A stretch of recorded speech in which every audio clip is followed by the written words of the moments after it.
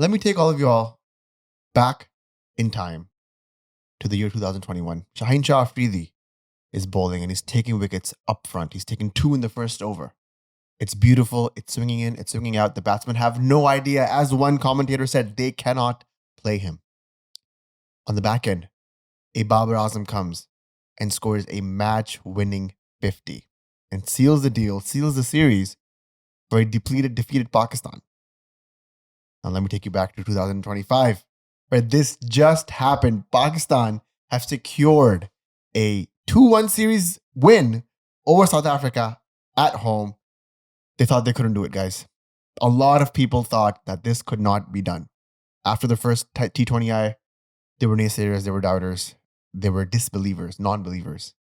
And yet here we are with a W in the bag. And Saman Agha, who at this point can do no wrong as captain of Pakistan cricket team. To dissect this and all and rejoice with me is my brother, my co-host, Bashar Sayed. There's a song by Olivia Rodrigo called Deja Vu. And this match felt like deja vu. Like you mentioned, it was almost as if I was transported back in time 4 years ago, back to when Babar was scoring runs, back to when Shaheen was striking up front. And it felt like a lot of nostalgia. I think the biggest news here is that Bashar Sayed listens to Olivia Rodrigo. You heard it here first, guys. Backward point. Soundtrack of your lives. You mentioned that Agha can do no wrong. And he's been very lucky recently. He's won all 3 tosses in this entire series. And I was looking at his toss winning ratio as captain. He's won 21 of 33 tosses. So he basically has a 64% win rate for tosses. And I think he has the 3rd most tosses won for a Pakistan captain in T20Is after Babar Azam and Shahid Afridi. That's crazy. That's a crazy stat. I was like, dang, another elite company, another elite person. Also, I feel like if you are winning the toss in conditions like UAE and Pakistan where there's a dew factor coming in, you should be winning a lot more matches. So the first match Pakistan let it slip, this should have been a 3-0 clean sweep. Bashar, if I would have told you before the series even started that Pakistan is going to win this 2-1, you would have taken it. I would, yeah. So let's just rejoice. Let's start becoming happy as Pakistan cricket fans in the wins that we get. The stuff that I'm reading online around, oh, but there's still so many issues, oh, this, that, and the other. Yes, we'll talk about all of those. But how about we just step back, all of us, you too, watching us or driving or listening to us at the gym, just take a step back, put the weights down, park your car on the curb, and just admit the fact that Babar Azam has scored a 50 after it feels like millennia. And his first man of the match award or player of the match award since April 2023. In T20s. In T20s, yes. Overall, since his century against Nepal in the Asia Cup, this is his first player of the match award across formats. It's been over 2 years. It's been over 2 years, guys. I forgot what this felt like. I was telling my wife this. It feels weird and ominous, and it feels like a little bit like Back to the Future, where you're like, you step into a car, you come out, it's the year 1985. You're like, what even is going on right now? And man, I think a lot of my, allegiances to players in the Pakistan cricket team had, because I was a huge Babar fan from all the way from 2018 to 23, 24, it started to wane a little bit. And that's right when Saim was coming up. So I was like, you know what? I think all this love that I have for this one player has to be divided now. And I gave some of that allegiance over to Saim and still on that Karachi agenda. Even if there's a duck today, we'll talk about that. But man, it's like going back home. It's like after a long day, you come back home, you kick your feet up, and that feeling you have when it's just serenity and it's your own space. It's familiar, and you know the smell of the rug and how your food tastes, and everything. Like the smell of your own space. That's what it felt like watching Babar Azam. It's like when you land in Karachi, and the moment you walk out, that's a perfect example. The airport, a sudden breeze hits you. It's pollution, it's smell. It's the trucks, it's the minibuses. BO. And you're like, you know what? I'm home. I'm home. Baby, I'm home. Baby, I'm home. And you go into the taxi cab wala and the white cab driver is like, Saab kahan leke jaye? And you're just like, take me home. That's what this third T20I felt like to me. Take me to Johor. This is the stereotypical script of the 2021 team. And I was like, don't do this to me, guys. Don't do this to me. Don't make me believe. Let's talk about the match as it happened for our eyes. Agha, like I mentioned, wins the toss, bowls first, a couple of changes for Pakistan. Naseem goes out, Shaheen comes in, and Abrar goes out. Usman Tariq debuts. And this is, again, part of Pakistan's workload management, managing our players' workload, because Pakistan has a lot of games coming up. There's a World Cup coming up. There's ODIs coming up. So it's important that our pacers, in specifically, stay fresh. And I'm glad that there is a clear communication from the management, from selectors to the players, that you are being rested and you're not being dropped. Because I think in the past, there was an interview of Naseem Shah where he said that in Pakistan, oftentimes when you are rested, you become rest in peace. So I'm glad that, against West Indies in the USA, Shaheen knew beforehand he's playing 2 matches. Yeah. And I'm sure Naseem in this series knew beforehand he's playing only 2 matches. And Shaheen as well. He knew he was going to play the first match, rest the second one, and play the third one. So good communication, good workload management. We have limited high quality pacers, so it's important that we take care of them. It finally happened what I said that should happen, and I wanted to see this combination go through. Shaheen Shafidi and Salam Mirza both opened with the new ball, and they also used Faheem Ashraf, it was like a script that I wrote for after the second T20I. Where this is the way they should go. Have some more faith in Faheem Ashraf, who turns out to be the player of the tournament and genuinely my player of the tournament as well. And they trusted Salman Mirza, who gave a 3 for 13, I believe he was in the first in the power play, and Shaheen Shafidi. What more to say about him than he is generally, his comebacks in the past 6 or 7 months needs to be studied. He had one off game in the first T20I, which I thought was still not as bad as people are making it out to be. He had basically 2 bad overs in that game. The first over he only gave 6 in that first T20I. But great to see Shaheen back. His pace was up. He was 138, 139, 141 around that area. And the ball was nipping back. It was nipping away. It was swinging. He was hitting the right lengths. He was taking the wickets. People were catching. What more to say about the beauty of Shaheen Shafidi? He is an asset just as much as everybody else is in this team. I think Shaheen Shafidi, right now, the GOAT T20 player in Pakistan. Yeah, I think Shaheen's first over the years has become an event, and he has now the record of the most wickets in T20s overall. So he has 61 wickets, which is the most by any bowler in this format in the first over. He also now is quite a bit in the lead for the most wickets in the first over of T20 International. So he has 24 wickets now. And I think Bhuvi from India is at number 2. So again, Shaheen proving why he is such an important player in this format. He takes wickets up front. He puts the opposition under pressure. And he is genuinely our strike bowler. Yep. I mean, it was love. I actually went back. I woke up a little bit late today, so I missed like the first couple of overs. And my wife told me it was like South Africa 3 for 2. I'm like, what? Dude, Shaheen's first over was like, it was the most thrilling thing I've seen in a long time. It's reminded me, again, the stakes are not the same. It's a completely different game. But it did remind me of 2021 semifinal. Yeah. Where I think it was Pompey was the guy who was commentating. He was like, have we taken off yet? And that's what it felt like. The crowd was engaged. There was 30,000 people. They're roaring. Shaheen was nipping it back, taking back-to-back wickets. He's completely dismantling the South African batting attack right in the front. And, this is how the algorithm feeds you, Bashar. As soon as that happened, I woke up, after I brushed my teeth, I came down. I was scrolling through Instagram. And lo and behold, our friends and brothers at Sports Yari top Shaheen Afridi wickets in the bottom. And you can see just a disgruntled Sports Yari journalist being like, "Ye kya ho raha yaar? Ye kya yaar?" And I'm like, damn, bro, that felt good. And Sports Yari content these days are hitting differently, which I don't know if that's on your algo. I don't consume that, no. It's just the algo knows what I want when I need it. And, just seeing Sushant just break down after Surya Kumar Yadav gets snipped out again against Hazelwood. It's just simple joys of life. Yeah, there was Shaheen almost got 3 wickets in the power in his first over. That ball to Brevis, it nipped back, and I don't think he had any idea. The naked eye was like this. It looked like it was dead out. Yeah. So very lucky that it got overturned on the DRS. But Shaheen was superb. Salman Mirza is also like a power play specialist. So his economy, I think, in the power play is around about 6.5. So he's got good cutters. He swings the ball both ways and decent pace as well. What do you think about the Salman and Shaheen combination? It's good. I think it's an interesting one. You were a bit against it because you were like, they both are new ball bowlers. Because I was more scared about death bowling. Because Salman again bowled 3 in the power play.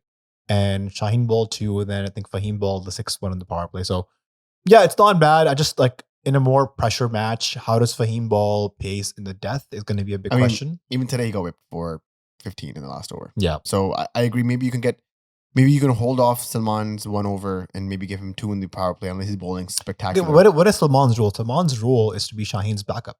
So in big matches, Shaheen is going to be playing and Salman is going to be on the bench. But it's not a one-dimensional role that he's only Shaheen's backup. If Naseem isn't performing as well, then you might as well just try Salman, and which they did today, and it kind of worked. I still think a better combination is having Faheem ball the new ball with Shaheen, and then please, for the love of God, give Wasim Jr. a match. Oh, that's not happening. I want to see this guy play It's not happening. because he's got pace, a slinging action. It's a different. He's got something different, and balls 140 clicks. Yorkers are really good. Gun fielder, amazing catcher, has a good throw, and can kind of give you some batting depth towards the end. I don't think it's going to happen. I think that Wasim I think it's Jr. going to happen. It's going to happen in the Tri-Series. You think so? I think there's going to be a lot more rotation coming up. So you're saying less with Naseem, you're saying? Less with Naseem and Shaheen.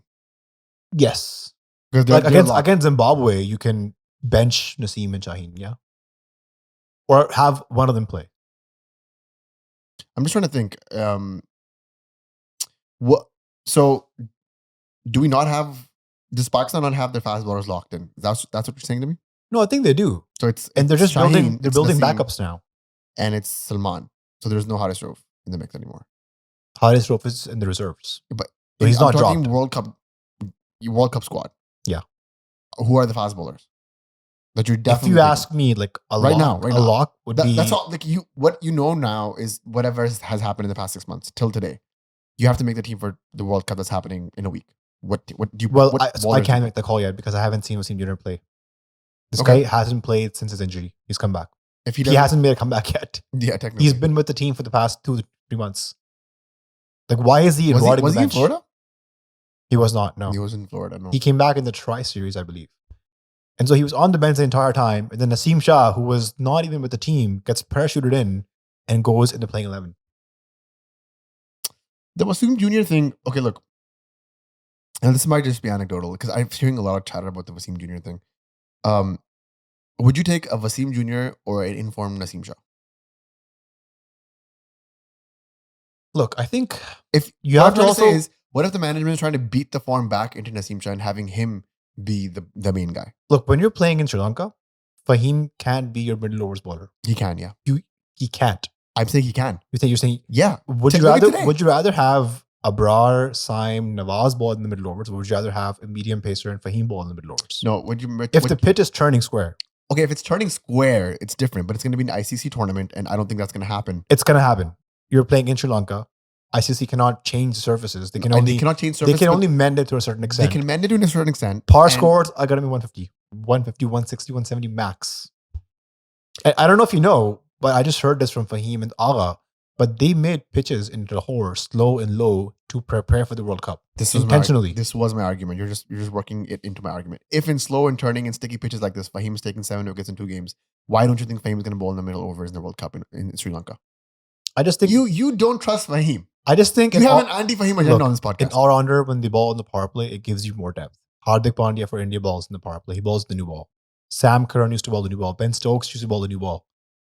Right? So it just gives you extra variety and depth. You know what I'm saying?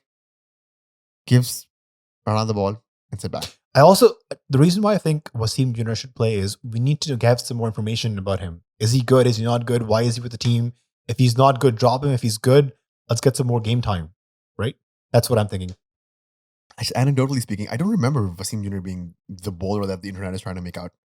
They're saying like... Well, he had a good T20 World Cup 3 years ago. They're treating Wasim Jr. like he's Muhammad Asif sitting on the bench. Well, so why is he on the bench? He's a backup. Is he good enough to be on the bench? Why is he even playing though? I think he's Naseem's backup. How is he Naseem's back? He doesn't bowl the new ball. Then who's he bowling? Whose backup is he then? Haris Rauf. But Haris Rauf is not in the 11 anymore. He's in the reserves. The combination has completely changed. Haris Rauf is not dropped. He's in the reserves. Shah, what does that mean to me? It means that they're trying out new guys and benching Sufyan, Fakhr, and Haris Rauf. Why would they announce reserves for a bilateral? Yeah, I think it's to save face. It's messaging. It's messaging. It's to save face. I mean, we're going a little bit off topic, but yeah, obviously they're probably going to bring back Haris Rauf for the World Cup, but I don't think they should. Is that a hot take? Because I'm kind of on the edge of with Haris Rauf. Like, he needs to show up in key matches, and we're not giving him one, but multiple key matches in multiple World Cup events. And it's just gone to the wire. Yes, you can say, oh, Virat Kohli there, USA there, luck here, luck there. Like, But there has to be some repercussions to bad performances on a string. He's a common denominator in all those He is the matches. common denominator in all those games. And, not able to be defending 16 against the USA. So many other, the MCG game. You can go on and on and on. The World Cup 2023, man. This guy would come in the power play, get whipped for 15 in the first over, and just the entire rest of the game, he would be chasing and trying to be bowling defensive to make sure that his economy doesn't blow up, which it did. So there's a lot of things with Haris Rauf that, yes, the experience is there. Yes, he's a fighter. He's a this, he's that, whatever it may be. At the same time, if we can get someone like an Asim Shah, Shaheen Afridi, and a Faheem trio going, then you have 12 overs of pace, and then you have rest of spin if you need it in the middle, which I think I'm a bit more comfortable with, especially with Babar and now Usman Tariq in the mix. So and Agha himself and Saim and Nawaz, like, I don't know. That's where I'm standing. Obviously, there's a whole other 7-8 games more to go before we can make a proper call. And I think you're right. We might see more Wasim Jr. in the future in the next couple of weeks. But as it stands right now, I think I'm kind of settled with the Haris Rauf debate. Let's go to the Usman Tariq debate. Oh my God. Because this guy said he got a call on his wedding day, the night he was sleeping, by his coach, telling him he got picked up Pakistan. He thought he was having a dream there. I think it was Mehendi or something. Yeah. That Dholki or Mehendi was happening at his house. And yeah, bro. I mean, his marriage turning out to be very lucky for him. In Islam, they say that your risk or your what is it? How would you put that in English? Like your destiny, or whatever money you're going to make comes through your wife. And he signs the nikah papers and now he's playing for Pakistan. 2 elbows, 2 wickets. 2 wickets. What is this elbow thing? Bro, he literally has 2 elbows. Like there's an interview of him out there where he's showing his elbows and he has so I have one spot here, he has 2 of them. He was trying to he's averaging 1.5 elbows between both arms. You were trying to explain it in the group chat, and I think Shah or somebody else in the group chat, in the Pichon group chat, was just like, bro, this is not how elbows work. And I was like, just stop right now. The man said he has 2 elbows. He has 2 elbows. Science is the man. It. Science is the man. Do what you can with that. I think he got 2 big wickets. The first one being of Dewald Brevis, who is averaging a 6 every 6 balls. So getting him out on his second ball was a huge wicket. And Brevis was struggling today. I saw him in the CPL. A lot of his dismissals are caught out. And it's because batters go to hit him thinking, oh, he's bowling a lot of flight and there's a lot of airtime. He can hit him.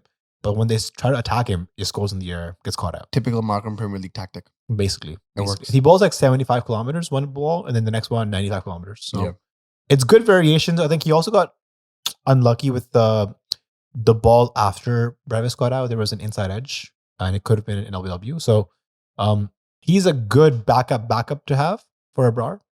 Do you see a world where Abrar and Usman Tariq play together? I don't know. I'd want some variety. Because Saim balls similarly, right? Saim is also kind of mystery, kind of like leg break. I'd rather have Sufyan in there. Sufyan gives you a bit of a different dimensions to the bowling attack. Yep, I agree. I think it was a really good Usman Tariq debut, though. Did you hear his interview? I did hear his interview. This guy has a deep voice. I was just going to say Dr. Dre type. He has a future in podcasting if he wants. He sounds a lot like Armchair Expert. Armchair Expert? Welcome. Dak Shepard. Okay, good for him. Also, man. English solid. So there is a future. This guy's always impressed by the English. There is a future for him as a consultant at the PCB. All right. Don't ask what he does. We saw some familiar faces in the ground, but new faces behind the stumps. Yes, really good point. Yeah, Farhan had the keeping wickets, the gloves for the first 10 overs, and he missed a stumping chance. So this was, dude, I was listening to Rashid Bhai, as one does. And I'm going to talk about that a little bit. Maybe near the end of the podcast, we can talk about God Behind. Because, yeah, we'll talk about that. Put a pin on that note. But he was saying that the keeper switched after 10 overs? They did. Yeah, I think after drinks break, Usman Khan was keeping, and Farhan went into the field. But Farhan looked like an amateur with the gloves. The stumping he missed was ugly. But it felt like it was he so collected much it. time. He collected it, but then he was a genuine keeper would have just smashed the stumps. He took time to get back and just launched the bills. So that experiment kind of failed. I'm glad they did the experiment because the talk around the neighborhood was get Usman Khan out, give Farhan the gloves. Farhan can keep, but it's like Umar keeping. In crunch matches, in big matches, he's going to miss catches, stumpings. It's going to happen. And all the con was going to go back to, why was Farhan keeping? But with him keeping, it does give you some like extra depth in the batting. If you can bring in another batter. Or Farhan Niazi or whatever the case may be. Yeah, I see your case. But I just don't think a lot of these situations would have just been solved if Haris just performed, man. Just give me a 30 odd in the final against India and you're locked in for the World Cup. Yeah. And the stupidest check shot I've ever seen in my life. Like, I'm still pissed at that. Yeah, so Farhan, keeping experiment kind of, we got an answer on that. So I guess Usman Khan, what did we learn about Usman Khan in the series, Bashar? He can kind of be a good ground fielder. He He stopped a was couple of good swift. boundaries. He did a direct throw. He was swift. It looked different to me. I was like, dang. I think he's better out there in the outfield. He also took Virat Kohli's catch in the last T20 World Cup. Yeah, he did. Also dropped a catch that same match. Well, maybe 2 catches. I don't remember that, but I remember the Virat Kohli match. And I remember Sushant Mehta saying, Yehi to hai na. Yehi to hai na. Yehi to main keh raha hu. Right. Too much of my algorithm is sports guy. I'm gonna tell the algorithm that I needed to stop. Not interested. Not interested. But sometimes I am. Because the meltdowns are just hilarious. Like it's just, they don't even like have any respect for their own team members as well. Like forget about Pakistan. I think a part of them is also praying for the Indian team to do bad because that's when they get more views and they hate more watching super chats. Yes. Like the entire second T20I, the Australia-India T20I, it was just like them hate watching after the first 3 wickets fell. Oh Lord. Anyways, Fahim was back in the wickets, and this has been like Fahim 3.0. 3.0. And not 2.0. A lot of credit has to go to obviously Fahim, but Sal-Mike as well. Like they've given him a lot of confidence. And Fahim, as we heard, is a confidence guy. And so Fahim, since his comeback, batting average of 15.3, strike rate 145, bowling 22 wickets at an economy of 7.83. Is he Pakistan's Shoaib Ohtani? if he could double the average. He has that on the notes. And I'm going to just write no next to it. That's probably not the case. He's not Pakistan's Shoaib Ohtani. But those are good numbers. Those are good numbers for an fast bowling all-rounder. Someone that I think the start of this podcast, the inception of this podcast was predicated upon the fact that we need an Abdul Razak in the year 2023. This is when we started the podcast. And we've been saying it. And lo and behold, we looked everywhere, but we didn't look where we already should have. Sal-Mike has given us 2 really good all-rounders in Nawaz and Fahim. And they've also made somewhat of an all-rounder in Saim Ayub. So despite Saim scoring a duck today, which we'll get to, he is still Cricinfo's second highest impact player of the series.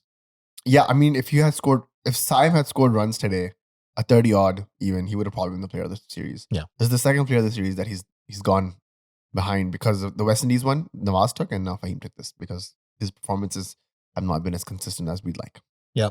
Speaking of awards, Yashi Sports has gotten the award of being Canada's home cricket. By who?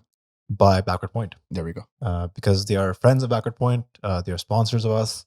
And they are the go-to place if you're in North America to buy your equipment. You can go to yashisports.com and browse through their large array of equipment. Bats, pads, gloves, shoes, thigh pads, helmets. They've got literally everything and anything you can need. Now is the time to upgrade your equipment, use your new equipment in the nets, and be prepared for next season. And you can use the code BP15 for 15% off your purchase. And very soon, right after this podcast, you will see a great video that was shot at the Yashi Sports complex, I should say, where we faced 100 miles per hour on the bowling machine. And it was terrifying. It was scary. I was scared for my life. I was scared for your life. You didn't even face the 100 miles per hour. You chickened out at 90. I did. I went out there with my life in my hand, wife and kid at home. And I was like, you know what? I'm going to do this today for Backward Pointers. I'm going to do this for the fam, for the Patreon members, for Yashi Sports itself. And what happened is just a delight. It's going to drop in, I don't know when it's going to drop. Bashar's going to probably... in the next day or two. Day or two is going to drop. Keep an eye on that. You've already probably seen the video that's been circulating online that we posted of Bashar giving some expert batting advice and then the results of those. So hey, keep look, an eye on those. Coaches don't play. Coaches don't play. Coach is coach. That's true. Saim Ayub, 10th duck in 49 innings. This guy is bipolar.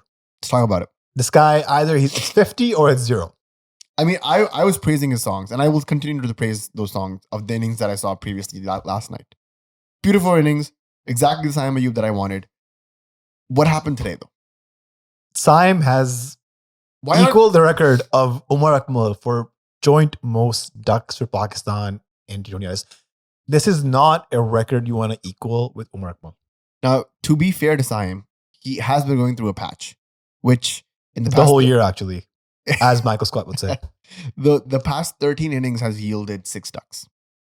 Correct? Is that the stat? I think 13, so. 15, roundabout. That's the approximation. The last 13 to 15 innings have yielded 6 ducks. Just 4 in the Asia Cup, right? Or 5 in the Asia Cup. So, yeah, things are not as likely as or as beautiful as they should be. That being said, he is still a great talent when he is on song. What happened today was again a lapse of judgment. If I'm Saim Ayub, I take my first run. I take my time taking that first run, so at least I'm off the mark, and then I can go out and play my shots.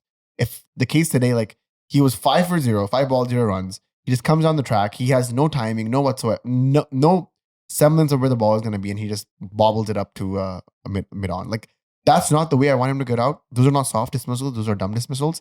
And if I'm able to praise Saim in the dexterity and the talent that he has the night before, I can come out and say that was a stupid shot, Saim, and you should be ashamed of yourself. There seems to be a new weakness unfolded by South Africa for Saim Ayub, which seems to be outside off stump. If you ball pace to Saim on the fourth stump, fifth stump, especially the ball going across. We saw this first time in the USA when Jaden Seals and Jason Holder got Saim out, bowling on the fourth, fifth stump across the angle. He got nicked out, got caught out.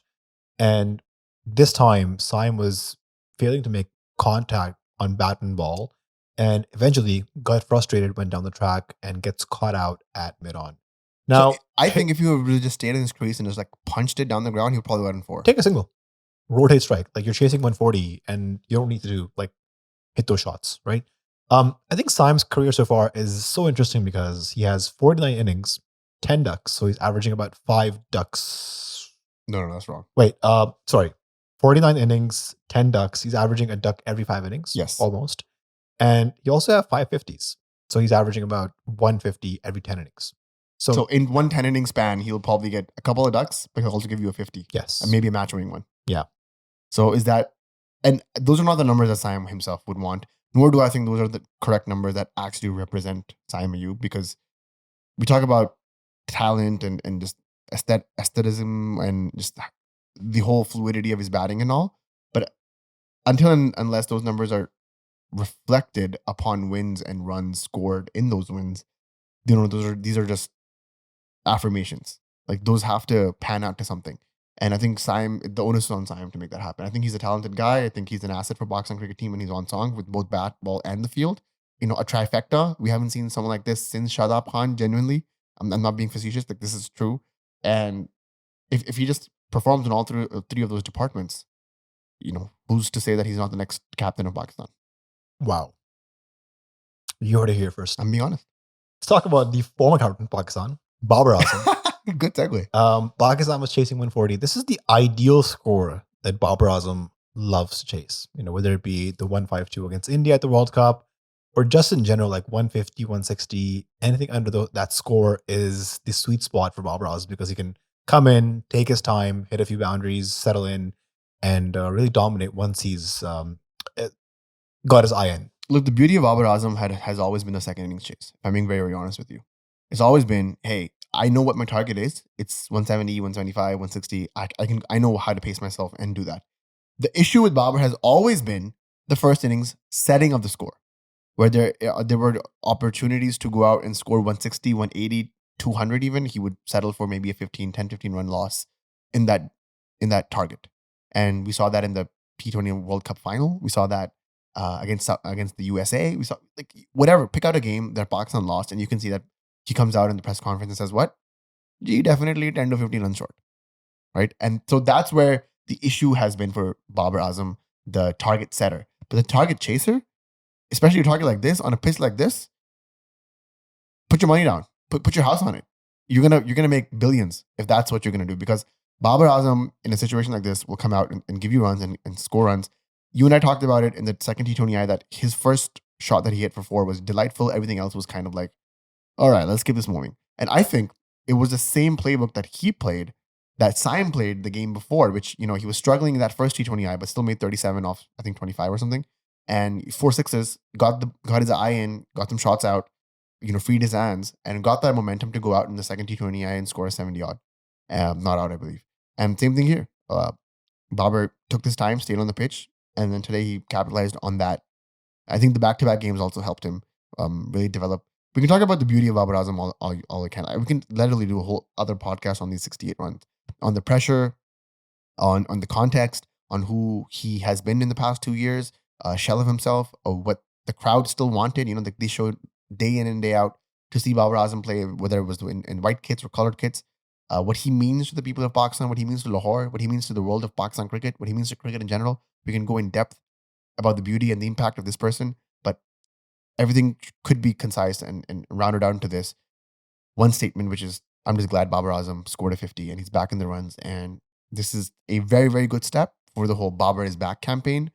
Is he back 100%? We have 3 ODIs to figure that out, but it's the right step in the right direction. It feels surreal saying this, but Babar Azam played not 1, not 2, but 3 sweep shots this innings, actually. There's also a shot that he played that was kind of an off the hip pull shot over like behind square leg. And he already kind of had that shot. No, but like this was like a bit finer than he typically hits it to.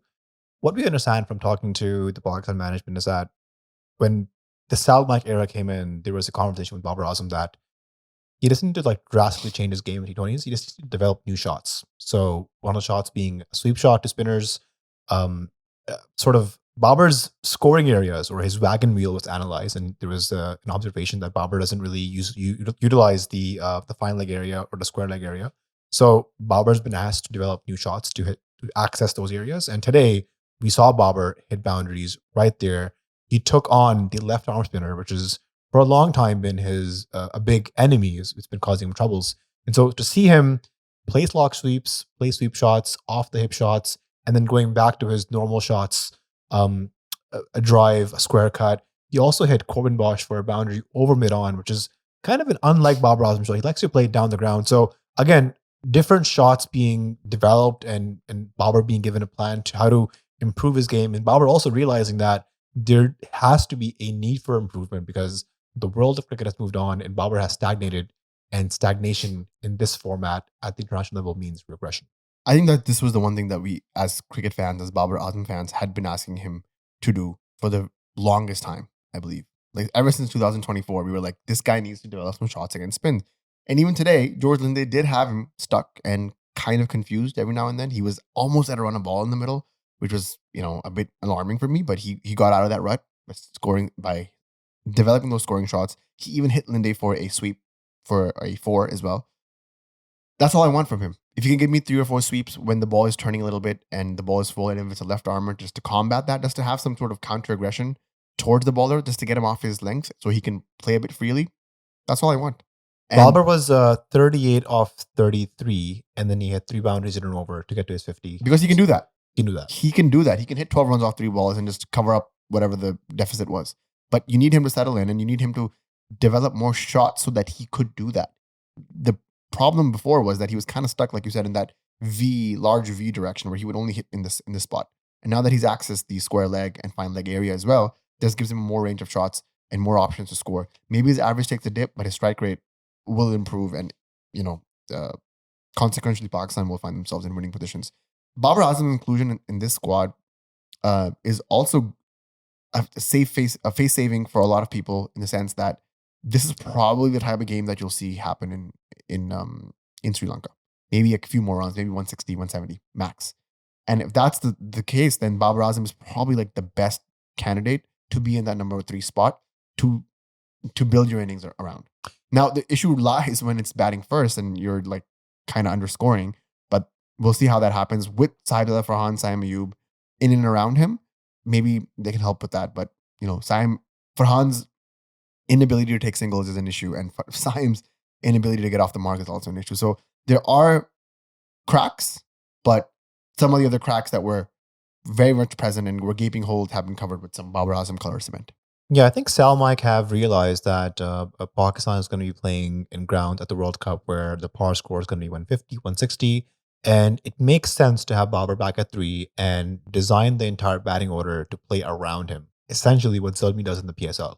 So having Saim and Farhan as an opener can still give you an opportunity to maximize the power play. However, if you do lose a wicket, Babar can come in and stabilize. And I think today, Pakistan did lose back-to-back wickets with Farhan and Saim departing. But the partnership with Agha, between Agha and Babar, that's what sort of sealed the game for us. And a partnership was lacking in Pakistan's last 10 games. They weren't able to, have a good partnership, rotate strike. And I thought Babar and Salman ran really well today. Babar was sprinting. He was making Salman drag his bat for 2 runs. Now, this is the thing that I wanted to talk about because this was interesting for me to see. Now, Agha and Babar go way back, under 16s, back like 20 years, right? And they've been friends through that entire situation. Babar knows as much as anybody what the pressures of being a T20 World Cup captain is. And Agha is definitely on the cusp of that. And so he knows that if Agha does not score runs, he gets further depth into pressure. And then there are already talks of him going in and out and whatever before the World Cup. I don't know exactly where that feedback is coming from, but it hasn't. I haven't seen any conclusive evidence about that. But the fact that Babar was pushing Babar was pushing Salman to get runs, turning those singles into twos into threes, and just making sure that he just gets those runs ticking over and over and over again. I thought that was selfless. I thought that was in cricket they say a good batsman not only plays but he also lets the other person play as well. Like nahi khilata hai, but nahi sirf khelta hai, but khilata bhi hai is a statement that you hear batsmen say. Good batsmen do that. When you're on the crease with a really good, like, talented batsman, you would know that, Bashar, because you play with some Canadian cricketers as well. They'd be on the crease with you and they tell you, I'm talking about Usman Ghani, what is his name? Umar Ghani. Yeah. Right. Yeah, he was like telling you what to do. Yeah. Just Me take and Umar singles. had a match-winning partnership for the 8th wicket in a semi-final. Exactly. So you would know, like a professional cricketer would tell you, and a really good settled cricketer will let you know how to conduct your innings. And that's what Babar was doing for Salman, and Salman should be appreciative of that because it really helped him. Now, let's talk about Salman a little bit. Salman scored 33 off 25, 26, I believe. What did you take of that innings? It was a slow innings, but it was probably the right innings for that right time. But I think it kind of further proves that Agha's position and his placement in this T20I squad is itself a dubious situation. Yeah, we've talked about Salman's place in the team for a long time now. And I thought today's knock was much needed by him. It would have been great if Babar and Agha both finished the match off. It would have given them a lot more confidence. But like you mentioned, there was back-to-back wickets, and that partnership really solidified Pakistan's position. Where does Agha go from here? I think the top 3 is locked in for the next few series. So I don't think they're going to change much there. Agha has to stay at 4. And we've got to still rely on him to be Pakistan's spin basher, or like a guy who can navigate spin well in the middle overs. I think his power hitting game needs a lot of work. And I don't know what's happened, because in last year's PSL and this year's PSL, he was very good at power hitting. Today, he missed a free hit, and it was a full toss on a free hit. He couldn't hit it. He mistimed it. So confidence, form, all that. Yeah. Aura, whatever you want to call pressure. it. He's lacking a certain it factor right now that was present before, which is what probably the management saw to give him the captain's cap. And then now over the past 6 months is being depleted and degraded the way that he has, it's probably taken away from him. Like the free hit thing is an obvious thing to point at. Like, how do you not dispose of that in the ground? Like, it's crazy. Yeah. What I do want to say is that his captaincy is improving. And looking at the report card for Sal-Mike, 24 matches, 16 wins. So they've got about a 66% win rate. And amongst these 8 matches that they've lost, 3 have been against India, which is the best side in T20s right now. So not the worst performances by them. Like they've only lost 1 series against Bangladesh, which are tough conditions, and they lost the finals of the Asia Cup. No, I think Salman Agha and Mike Hesson, the joint partnership that they've had, has yielded really positive results. I think the Bangladesh series is the only series I believe that they've lost, if you count the Asia Cup as well. Sure, that's one series, but they went to the final, which is like they went to the top 2. Again, India, a behemoth. It's very hard for you to get over that hump. I get it. You got close a few times. That's fine. Hopefully you learn from that, and you, when the World Cup comes, you have some sort of counterattack to that situation. But as it stands right now, I'm okay with this. The only gaping thing that I see about the Sal-Mike area is the Sal part of it, which is get some runs. Get some runs at a high strike rate so that A, you get confidence and you have a bit more command on your team, and B, you can shut up the naysayers. Because, I'm already hearing talks about him being replaced before the World Cup. Have you heard of this? I'm hearing it now. this is probably a very good place to talk about the whole conversation around the conversation of Pakistan cricket. I was listening to Caught Behind, and Doc opens up with a depressing monologue about the state of Pakistan cricket, and I'm like, what is happening? We just won a series. We just won a series. And then he goes into Rashid Bhai. Rashid Bhai has a whole different spin on it. The conversation around, yes, there are gaping holes and there are issues and all that. And again, if you're new to this podcast, Caught Behind was one of the main reasons we ever started this podcast because of the narrative set there. And if that's the highest quality of cricket content you have to consume, then I think, Bashar, you and I were like Thanos. We were like, I'll do it myself. When he takes the gauntlet. If they're called Caught Behind, we should have been like bold. Bold. Nicked off. I don't know. It's just LBW.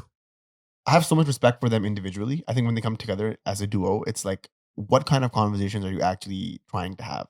Like Rashid Latif is on this conspiracy theory that the world is set up for gambling and everything is... I think he's paranoid with what's happened to his career, and his career was damaged by match fixing, spot fixing. He spoke up against it. He was a whistleblower, but ultimately he went back to play with those same guys.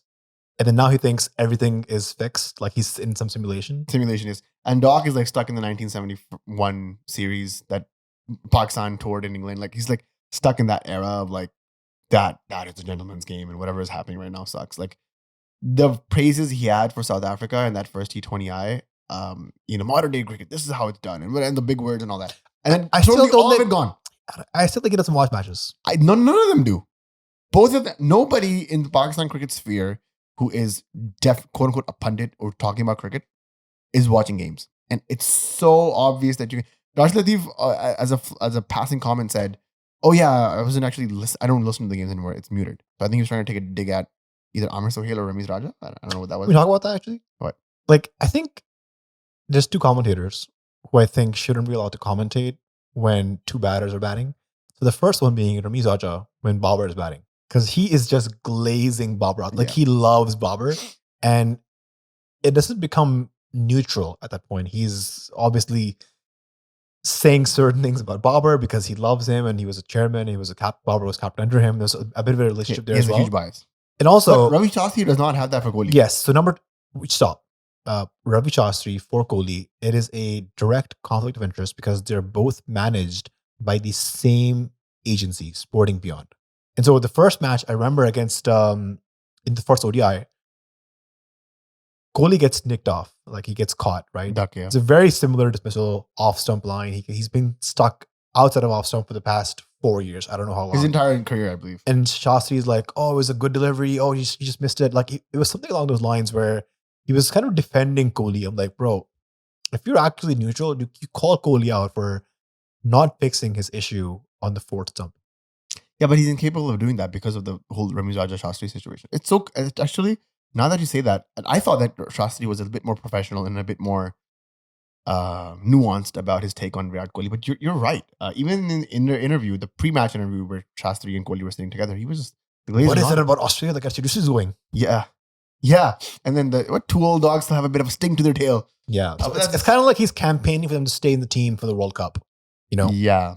Yeah. Because if Kohli does well, the agency does well, he does well, it's a conflict of interest. It just, the conversation around, especially Pakistan cricket with these guys have just been, because as a Pakistan cricket commentator that you and I have become through Backward Point, you have to consume a lot as well, right? And we do that. And we listen to the pro sports guys. When Matta Fast was daily, we used to listen to them. Caught Behind. Those are like sort of the guys that I'm probably listening to. Like we've stopped listening to CBA and all his crap. But it's just like, really, this is what you're feeding to the masses? People listen to these guys, right? Like thousands of people listen to them. And this is a sort of narrative that is being presented around Pakistan cricket. And even after they went, Doc ka muh bana hota hai, and he's like, oh man, I don't know what's going on. Like, I would love to have Doc on the podcast because I think he's a really great historian of the game. And I would love to challenge him on some of those stands. And same thing with Rashid Bhai. I think he's a great analyst of the game. He knows about what's going on, and like you talked really highly of Saim and all that. And I understand where he's coming from, but when they're joined together, it's like I see why like Shoaib Akhtar got pissed. I can totally see how they together. It's a clash of egos. Clash of egos, yeah, I can see that. But and in the clash of two egos, Shoaib Akhtar always wins. I just wanted to call that out a little bit because you have to celebrate your heroes, which is Babar Azam. And you have to celebrate your wins, which is a series win against South Africa. It's a Siena country. It's one of the top 5. And it's always good to beat a team that just played the World Cup final in the previous event. Even though they're missing like half their team. That's fine. Like Australia is missing half their team too, and they're wiping India in Australia as well. So that's a wake up call. Now the fact that Pakistan has beat them 2-0 in this convincing manner, I'm hoping the next time the series happens, whether it's home or away, they send in their full side and not get embarrassed like this. The second game was an atrocity, and the third game would have been the same if the bottom 5 players didn't put up some sort of counter fight and put 139 on the board. Otherwise, this was going to be another 105, 107 type game, which Pakistan would have chased in 15 overs. I'm glad they made pitches to prepare for the World Cup, because I think they could have easily made flat deck, score 200, 210, and like a stat pad. I also think Pakistan's bowling has always been their strength, right? Yes. Like when is the last match? Our batting won us something, right? It's always been our bowlers coming in and winning us matches, tournaments, and series. So I think Pakistan is doubling down on that bowling strength aspect. Yeah, that's true. I think this is a good place to end the podcast. Congratulations to Pakistan cricket fans for winning the series. Commiserations to the Indian cricket fans. They have a few more T20I to lose against Australia, which is going to be tough for them. But hey, it's okay. Pakistan needs to know a little bit about beating Australia, especially in white ball. So you can take a few pages out of that book if you want. Don't forget to like, subscribe, do all that stuff, because we need your support to be the counter edge to people like Caught Behind and all the other guys out there, CBA and all that. It really helps us just get the word out. And you guys can check out the Patreon options if you'd like as well. All right, Backward Point out. We'll be back soon. We got to watch the Jays game as it stands right now. Jays are 4-2. Hopefully they will be winning the World Series tonight, which will make everything happy again. Pakistan winning, Jays winning. If you're a Pakistan cricket fan who lives in Toronto, congratulations to you prematurely. All right, take care. See you guys tomorrow. God behind. Cheers.